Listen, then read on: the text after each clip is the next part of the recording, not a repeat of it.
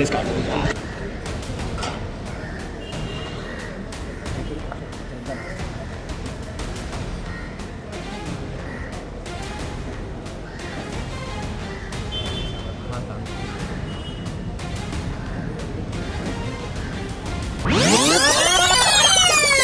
मुळामध्ये माझं येणं आणि महापौरांचं सन्माननीय हेतूताई तावडे आम्ही एकत्रच आलेलो आहे. त्याच्यामध्ये उपमहापौर पण होते. घटना कळता क्षणी जितका ट्रॅफिकमध्ये वेळ लागतो तेवढाच आमचा वेळ गेलेला आहे. बाकी आम्ही तत्परतेने इथे पोचलेलो आहोत. आल्यानंतर आदित्य राज असं काहीतरी साईटचं नाव आहे आणि रितू तावडेंच्या महापौरांच्या माध्यमातून असं कळलं की त्यांचं माहेर इथलंच आहे. 518 नंबर बिल्डिंगमध्ये त्यांचं माहेर आहे. त्यामुळे त्यांना इथली अधिक माहिती मिळाली आणि या माहितीनुसार त्यांचं म्हणणं आणि माझंही आता त्या वॉर्ड ऑफिसरकडनं आम्ही जेव्हा माहिती घेतली तर ह्या बिल्डिंग खऱ्या म्हाडाच्या होत्या.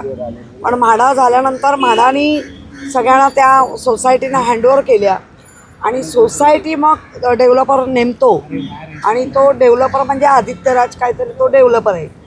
आतमध्ये साईटवर गेल्यानंतर जर आपण पाहिलं असेल आता ते 5 लोक जेव्हा खाली पडले परांची ज्याला आपण ग्रीन जाळी लावून त्या ग्रीन जाळीला जेव्हा लावलं जातं त्यावेळेला वेट जाळीचं नोंद केली जाते.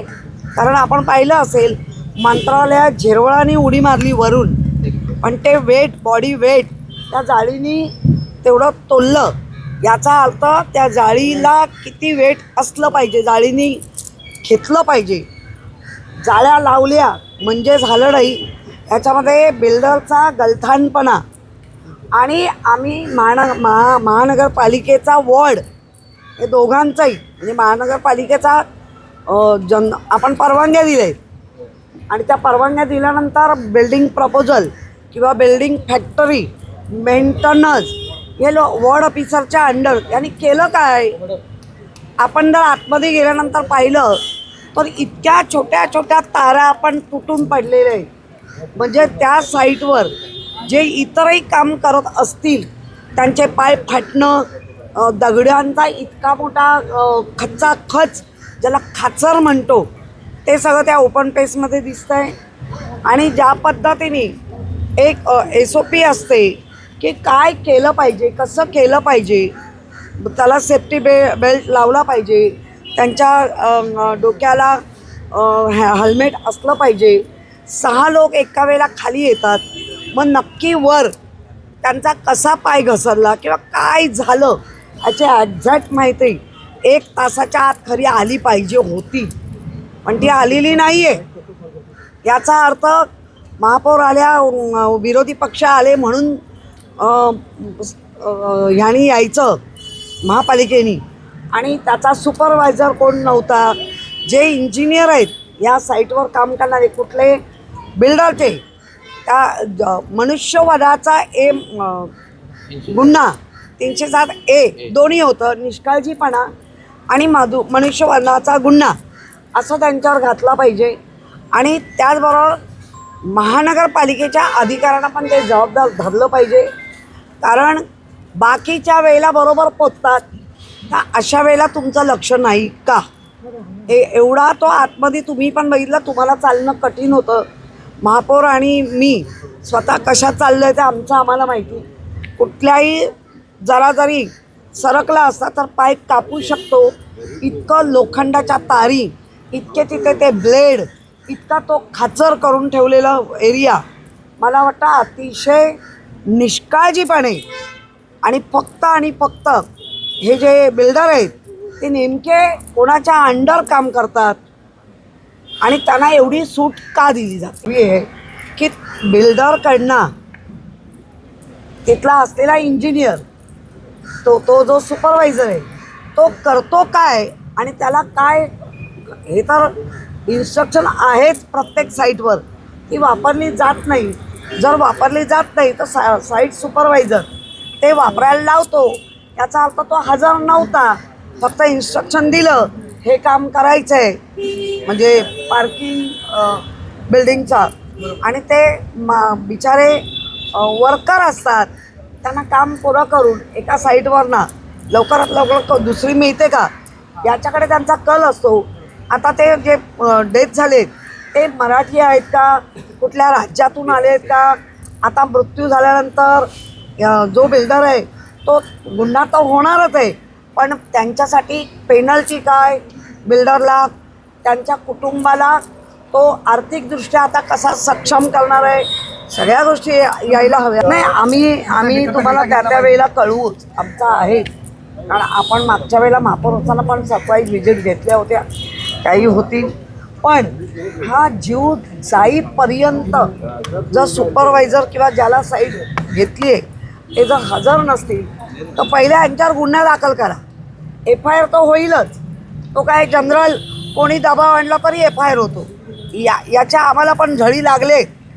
FIRचा नाही, FIR झाल्यानंतर चार्जशीट कशी बनते, ती कधी बनणार, कोण बनवणार हे कळलं पाहिजे. तिथेच जास्त होतं आहे. सरकारी कामांमध्ये आता जास्त दिसायला लागलं आहे. MMRDAच्या लोकांना निष्काळजीपणा जास्त आहे आणि त्याच्यातला 2-4 खाजगी म्हणजे खाजगीत कुजबूज त्यांची मी ऐकली आहे की आम्हाला काम म्हणजे साईटवर आमचं काम कमी आहे आणि आम्हाला डिपार्टमेंटलाच जास्त बसवलं जातं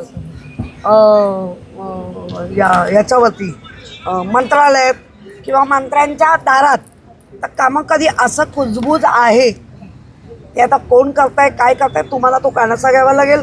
वरळी शिवडी कनेक्टर जो उन्नत मार्गाचा आहे त्याच्यामध्ये लोखंडी जे रॉड असतो तो कनेक्ट करण्याचा तो उभाच्या उभा खाली आला. त्याचं नशीब चांगलं त्या मुलाचं की तो या साईडला पडला, लेफ्ट साईडला, आणि 6 टाके पडलेत. त्याचं सिटी स्कॅन झालेलं आहे. सिटी स्कॅनमध्ये सुदैवाने स्कलला कुठलाही मार लागलेला नाही आहे. सुपरफिशियल आत्ता तरी ती वाटते. त्याला कुठेही वॉमिटिंग नाही आहे. वॉमिटिंगचा सेन्सेशन म्हणजे त्याला होते असं वाटत नाही आहे. त्यामुळे बाकी पण ठिकाणी लागलं आहे.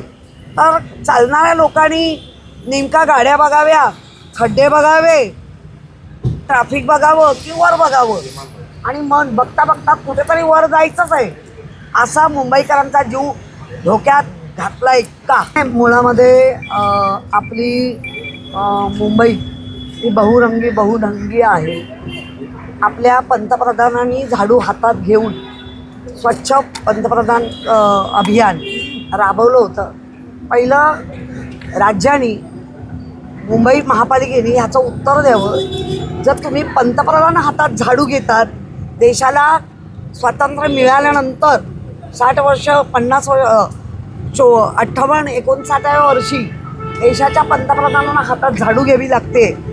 हातात सगळ्या बाजूनी लोकांचा एक नागरिक तत्व ज्याला आपण तो सिविक सेन्स तो लोकांचा कमी दिसतोय. भले झोपडपट्टीत राहत असतील किंवा भले मध्यम वर्गात चाळींमध्ये राहत असेल, आपल्या मुलाबाळांसाठी आपल्या स्वतःच्या जीवनासाठी स्वच्छतेवर भर दिलं पाहिजे. नुसतं घर स्वच्छ करून माझा कचरा ह्याच्या दारात, त्याचा कचरा त्याच्या दारात न जाता आणि पंतप्रधान स्वच्छ अभियान याचं काय झालं याचं मला प्रशासनाकडनं उत्तर पाहिजे. आणि ते उत्तर या आता पर्यटकांनी बाहेरच्या देशातून आलेल्यांनी मांडलं आहे. त्याचं उत्तर राज्य सरकारचं याच्यावरती जे काही नेमणूक आहे त्यांनी दिलं पाहिजे आणि महापौर जे असतात बघा. म्हणजे त्यांनी आत्ता जे आपला विषय चालू होता त्याला KEMमध्ये दाखल केलं. हे आमचं हॉस्पिटल आहे, निश्चित KEMमध्ये बऱ्यापैकी. पण जेव्हा असं MMRDAच्या लोकांकडनं हादसा घडतो आणि त्यांच्या जीवावर बेतलेलं असतं तर बऱ्याच वेळेला आमच्याकडे KEMमध्ये प्रचंड लोकांची गर्दी असते, प्रचंड बेड आमचे फुल असतात. डायरेक्ट त्यांनी ग्लोबलला खरं न्यायला पाहिजे होता, पण आमच्या नगरसेवकाच्या तत्परतेने सचिन पडवळ, किरण तावडे आणि आमच्या भारती पेडणेकर हे पोचल्यानंतर त्याला आम्ही तिथे फक्त स्टिच घालतो कारण गर्दी होती. लगेच तुम्ही ग्लोबलला वगैरे नेत का नाही. म्हणजे इथेही MMRDAचे लोक कॉन्ट्रॅक्टरला वाचवत आहेत, कॉन्ट्रॅक्टरची बाजू घेत आहेत. आणि तुम्ही आता जे सांगितलं मस्जिदपर्यंत, तर त्या वॉर्डचा वॉर्ड ऑफिसर कोण आहे, कशा परमिशन दिल्या, MMRDAच्या तिथल्या असलेल्या सुपरविजन जे करतायत किंवा ऑफिसर HOD आहेत ते कसं काय हे बघतायत. म्हणजे अंधाधुंदी कारभार चाललेला आहे आणि याचा खरं म्हणजे सर्व स्तरातून आता तो निषेध होतो.